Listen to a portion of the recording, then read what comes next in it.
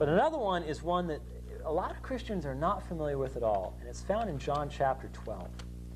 John chapter 12, beginning at verse 37 is where I will start. But although he had done so many signs before them, they did not believe in him, that the word of Isaiah the prophet might be fulfilled, which he spoke, Lord, who has believed our report, and to whom has the arm of the Lord been revealed? Therefore they could not believe, because Isaiah said again, he has blinded their eyes and hardened their hearts, lest they should see with their eyes, lest they should understand with their hearts and turn, that I should heal them.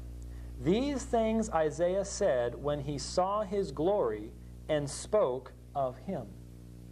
Now, verse 41 is the key passage we need to focus in on, and it's right here that we have an assistance from the center column reference in the New World Translation.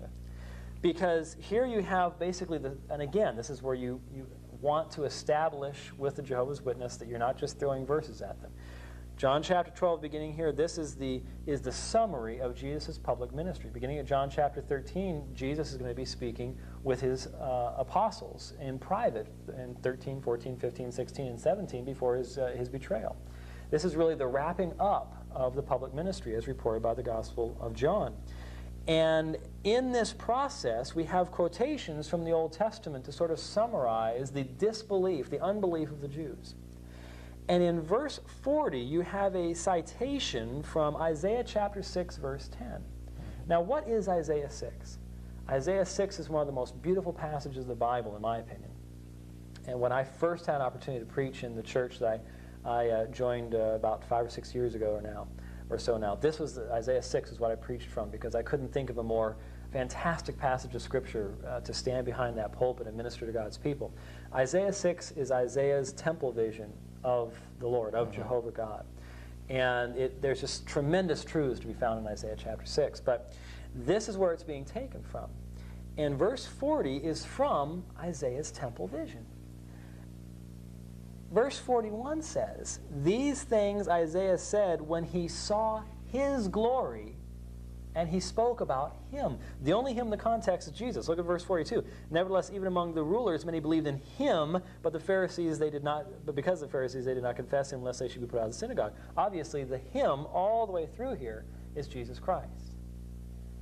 Well, this verse 41, most Jehovah's Witnesses have never considered what does he mean? Isaiah said when he saw his glory and spoke of him. When did Isaiah see his glory? Well, there is a reference on this verse in the center column of the New World Translation that refers you back to Isaiah 6:1. And so you go back to Isaiah 6:1 with them, and I asked them to read it from the New World Translation. Because in the New King James NIV, it'll say, in the year that King Uzziah died, I saw the Lord sitting on a throne, high and lifted up, and the train of his robe filled the temple. But the New World Translation says, in the year that King Uzziah died, I saw Jehovah sitting on his throne, high and lifted up, and the train of his robe filled the temple. And so even though the Hebrew term here, specifically in 6:1, is Adonai, the NWT renders it as Jehovah. I saw Jehovah sitting upon his throne. And so what the question that I want to ask Jehovah's Witnesses is this. Whose glory did Isaiah say he saw in Isaiah chapter 6? And the only way that they can answer this, verse 3, and one cried to another and said, Holy, holy, holy is Jehovah of hosts. Yahweh Sabaoth in Hebrew. The whole earth is full of what?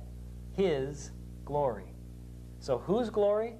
Jehovah's glory. All right, Isaiah said he saw Jehovah's glory. Now go back with me back to John chapter 12. Okay, so you go back to John chapter 12. Now, verse 41, whose glory does John say Isaiah saw? He saw Jesus' glory. Of course. Who, therefore, is Jesus? Who did Isaiah see? Why go this direction?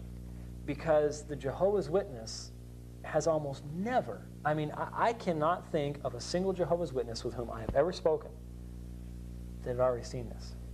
That any Christian at any door, and it's somewhat sad, really, had ever shared with that Jehovah's Witness. The problem is most Christians don't even know about it.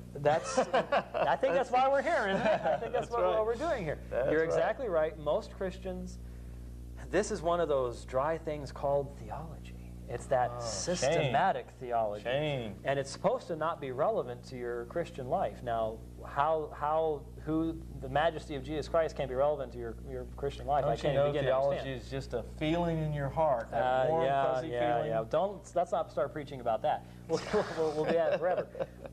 This is an excellent passage because they haven't seen it before, and so you don't have the automatic, you've seen it, I've seen it, it's like the shades are going down, a wall comes down, they start packing up their little book bag, they're getting ready to head straight out the door type situation. This type of a verse really causes a Jehovah's Witness to think, because as one former Jehovah's Witness I know, it was these passages that took him out of society. And this was his comment. God or a God is one thing, but if he's Jehovah, it doesn't matter whether he's God or a God, he's God. If he's identified as Jehovah for the Jehovah's Witness, all the arguments about John 1:1 become absolutely academic and irrelevant. And that's why if you start here, you've established a base, you've opened up a door, and you have the person thinking. Now, that does not mean that I'm immediately going to go over to John 1:1. There are some other passages that I would suggest going to. But the nice thing about using the fact that Jesus identifies as Jehovah is that you can use the NWT at that point without causing any problems. And almost any other passage you're going to go to in dealing with the deity of Christ, you're going to have to deal with a mistranslated New World Translation. Right. If they try to cover the straightforward biblical doctrine of the deity of Christ.